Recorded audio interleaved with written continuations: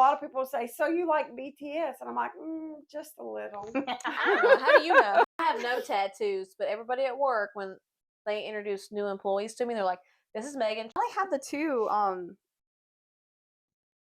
this one, the Love Yourself tattoo, and then I Live So I Love, like right here. Just was like, I got these when I was having the existential crisis stuff because I didn't know what I wanted to do in life. Yeah. But then, like, as I was listening to BTS and stuff, I just kind of realized, like, first I need to love myself. Yes. And that helped me a whole lot. And then obviously, like, when I went to Korea, I saw how the stress that those kids go through affects their mental health. Oh, yeah. And, like, I wasn't a therapist then, but, like, having to help those kids every day because they would have mental breakdowns. Like, oh, wow. 4-year-olds would go to school at, like, 6:30, and they wouldn't come home until 10. And then by the time they're, like, 5 or 6, they just walk to school on their own.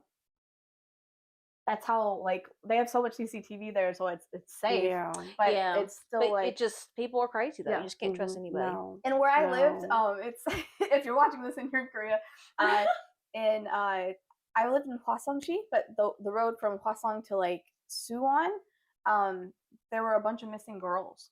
And this one dad kept printing these giant banners that he'd put on all the fences and everywhere because his daughter had been missing for, like, I think she was really close to my age, maybe like a year difference, but she'd been missing since, like, high school, and they'd never found her.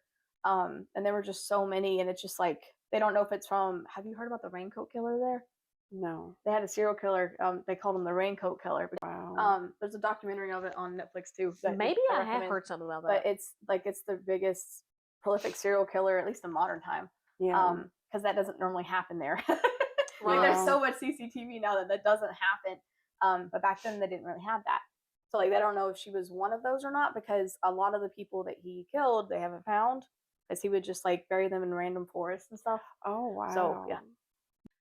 BTS has this aura, this thing about them, because isn't it crazy that these boys from South Korea On the other side of the world, literally, and what they